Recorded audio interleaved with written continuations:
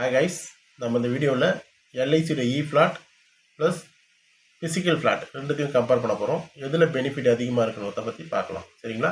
சொந்தமாக வீடு இருந்தாலும் கூட 1, 2, 3 வாங்குறதுக்கு காரணம் பார்த்தீங்கன்னா, ரிட்டைர்மெண்ட்டுக்கு அப்புறம் 55, 60 அதுக்கப்புறம் பார்த்தீங்கன்னா அதை நம்ம ஒரு பென்ஷனுக்காக யூஸ் பண்ணிக்கலாம் அப்படின்றதுக்காக தான். ரெண்ட்டை பென்ஷனாக யூஸ் பண்ணிக்கலான்றதுக்காக தான் வாங்குவாங்க. ஸோ அதை பற்றி இங்கே பார்க்கலாம். இப்போ எல்ஐசியில் வர ரெண்ட்டு பார்த்தீங்கன்னா டேக்ஸ் ஃப்ரீயாக வரும். எல்ஐசியோட இ ஃப்ளாட்டில் வர ரெண்ட்டு டேக்ஸ் ஃப்ரீயாக இருக்கும். Maintenance cost 0 எல்ஐசியில். ஆனால் ஃபிசிக்கல் ஃப்ளாட்டில் அதிகமாக செலவு பண்ணுற மாதிரி இருக்கும். லிட்டிகேஷன் ப்ராப்ளம் இங்கே சுத்தமாக இல்லை. ஆனால் ஃபிசிக்கல் ப்ராப்பர்ட்டியில் அது நிறைய இடத்துல பார்க்குறோம். அப்ரிஷியேஷன் பார்த்தீங்கன்னா கேரண்டிடாக இருக்கும். எவ்ரி இயர் அப்ரிஷியேஷன் இருந்துகிட்டே இருக்கும். எந்த பிரச்சனையும் இருக்காது. இப்போது டெனண்ட் ரெண்ட்டை லேட்டாக கொடுக்கறதுக்கான வாய்ப்பு அதிகமாக இருக்குது ஃபிசிக்கல் ப்ராப்பர்ட்டியில். இங்கே 1ஆம் தேதி உங்கள் அக்கௌண்ட்டில் பணம் வரும். நிறைய இடத்துல பார்த்தீங்கன்னா டெனண்ட் இல்லாமல் டூலெட் போர்டு வச்சுருப்பாங்க. ஆனால் எல்ஐசியை பொறுத்த வரைக்கும் அந்த பிரச்சனையும் கிடையாது. ஓகேங்களா? கொரோனா டைமில் நீங்கள் அதிகமாக பார்த்துருப்பீங்க. இப்போ நேச்சுரல் கிளாமிட்டிஸ், எர்த்குயிக்கு இல்லை ஃப்ளட்லாம் வருதுன்னா பாதிப்பு அதிகமாக இருக்கும் ஃபிசிக்கல் ஃப்ளாட்டில். இங்கே அது சுத்தமாக இல்லை. இப்போ கவர்மெண்ட் பாலிசிஸ், ஒரு பிரிட்ஜு கட்டுறாங்க, மெட்ரோ ரயில் போடுறாங்கன்னா நம்மளோட ப்ராப்பர்ட்டி எடுத்துக்கிறதுக்கு வாய்ப்பு நிறைய இருக்குது. ஸோ இங்கே அது இல்லை. இ ஃப்ளாட்டை பொறுத்த வரைக்கும் சேஃபாகவும் ரொம்ப பாதுகாப்பாகவும் செக்யூராகவும் இருக்கும். சரிங்களா? ஓகே, நம்ம இதை ஒரு எக்ஸாம்பிளோட பார்க்கலாம் எப்படி ஒர்க் ஆகுதுன்னு. சரிங்களா?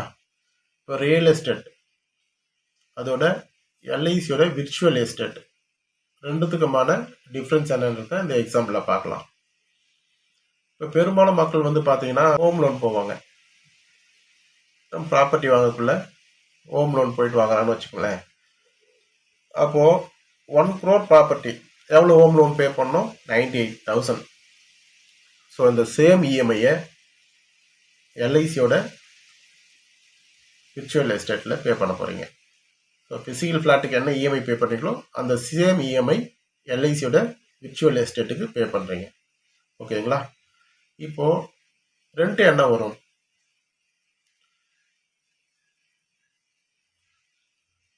ஃபிசிக்கல் ப்ராப்பர்ட்டியில் ரெண்ட் எவ்வளோ வருது? 50 லட்சம் கொடுத்து வாங்கினா 10,000 ரூபாய், 1 கோடி கொடுத்து வாங்கினா 20,000 ரூபாய். இது ஏரியாவுக்கு ஏரியா மாறும். நம்ம ஒரு ஆவரேஜாக எடுத்துக்கலாம். 20,000 பர் மந்த்து. இப்போ 20 இயர்ஸ்க்கு அப்புறம் தான் அந்த ரெண்ட் வேணும் உங்களுக்கு. ஸோ அப்போது 20 இயர்ஸ்க்கு மொத்தமாக அந்த ரெண்ட் எவ்வளோ சேர்ந்துருக்குன்றதையும் பார்க்கணும் இல்லைங்களா? So 48 lakhs சேர்ந்துருக்கும். ஏன்னா 20 இயர்ஸ்க்கு அப்புறம் தானே அந்த ரெண்ட்டை நீங்கள் ரிட்டைர்மெண்ட்டுக்காக யூஸ் பண்ண போகிறீங்க. ஸோ ஆஃப்டர் 20 இயர்ஸ் அந்த ப்ராப்பர்ட்டி எவ்வளோ அப்ரிஷியேட் ஆகிருக்கும்.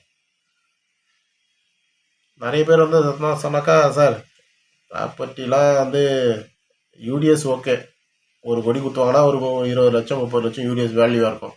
அது ஒன்றா இன்க்ரீஸ் ஆகும். மற்றபடி பில்டிங்லாம் வேல்யூவே கிடையாது சார். நான் அங்கே ஒரு 3 கோடி சொல்கிறேன்னு வச்சுங்களேன். 1 கோடின்றது 3 கோடி ஆகுனா யாரும் ஒத்துக்க மாட்டாங்க. 1.5 கோடி வரும் சார், அவ்வளோதான் அப்படின்ற மாதிரி தான் சொல்லுவாங்க. அப்போ இந்த 1.5 கோடி இந்த ப்ராப்பர்ட்டியோட வேல்யூ 20 இயர்ஸ்க்கு அப்புறம் ப்ளஸ் அது கூடவே நம்ம 20 இயர்ஸ்க்கு ரெண்ட்டு வாங்கியிருப்போம் இல்லைங்களா? ரெண்ட்டை நான் ஒரே மாதிரி எடுத்திருக்கேன். ஏன்னா மெயின்டெனன்ஸ் காஸ்ட்டும் அங்கே அதிகம். அதனால் 20,000 பர் மந்த்ன்றதை 20 இயர்ஸ்க்கு ஆவரேஜாக எடுத்திருக்கோம். அப்போ 48 lakh ப்ளஸ் 1.5 crore சேர்ந்து 1.98 crore மொத்தமாக அதோட வேல்யூவாக நம்ம அஷ்யூம் பண்ணிக்கலாம். ஓகேங்களா?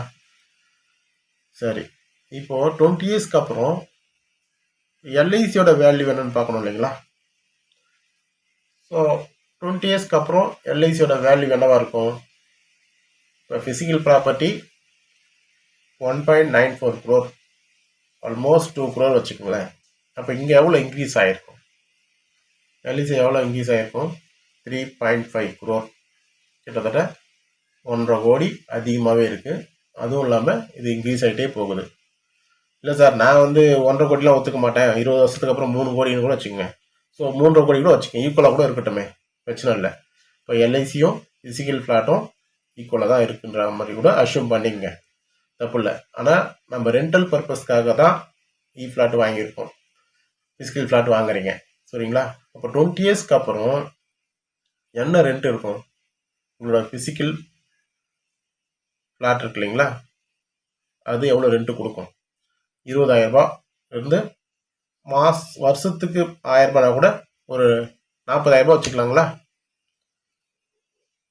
வருஷம் 1000 ரெண்ட்டை இன்க்ரீஸ் பண்ணால் நீங்கள் டெனண்டாக இருந்தால் ஒத்துப்பீங்களா? பெரும்பாலும் ஒத்துக்க மாட்டாங்க. ஸோ நம்ம இருந்தாலும் அசூம் பண்ணிப்போம்.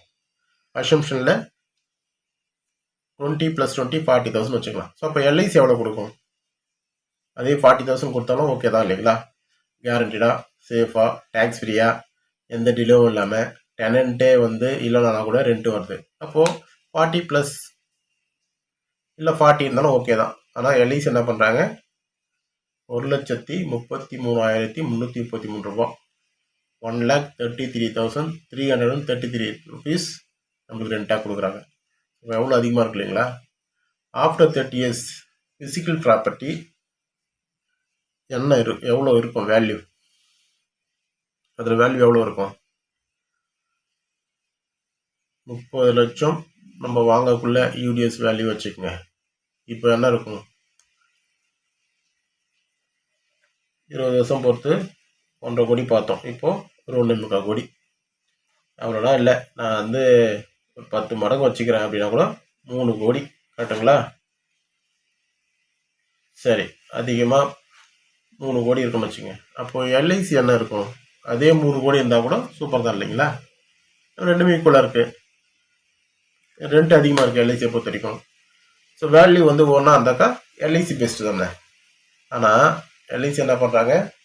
6,34,00,000 கொடுக்குறாங்க. ஸோ அப்போ எவ்வளோ பெனிஃபிட்டாக இருக்குது இல்லைங்களா? இது நிறைய பேருக்கு தெரியாது.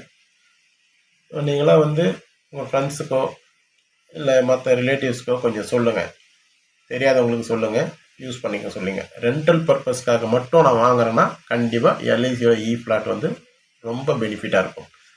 ஏன்னா இப்போ நம்ம விற்கக்குள்ளே எவ்வளோ சிரமம்ன்றது உங்களுக்கு தெரியும். இப்போ என்னோட தாத்தா ஒரு இடத்துல இருந்திருப்பார், அப்பா ஒரு இடத்துல இருந்திருப்பார், இப்போ நான் ஒரு இடத்துல இருக்கேன். நிறைய பேர் கேட்கக்குள்ள அப்படி தான் சொல்லுவாங்க, சார் என்னோட பூர்வீகம் அங்கே, என் பையன் அப்ராடில் இருக்கான், இப்போ நான் சென்னையில் இருக்கேன்.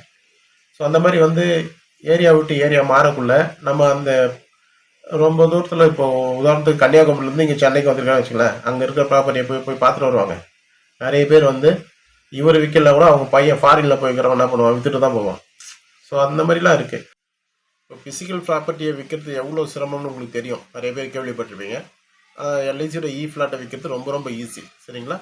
உங்களுக்கு ஏதாச்சும் தேவைன்னா, ஏதாச்சும் ஹெல்ப் வேணும், இல்லை அந்த பிளானை பற்றி டீட்டெயிலாக தெரியும்னா ஸ்க்ரீனில் இருக்கிற அந்த நம்பருக்கு கூப்பிடுங்க. ஃப்ரெண்ட்ஸ் அந்த ரிலேட்டிவ்க்கும் சொல்லுங்கள்.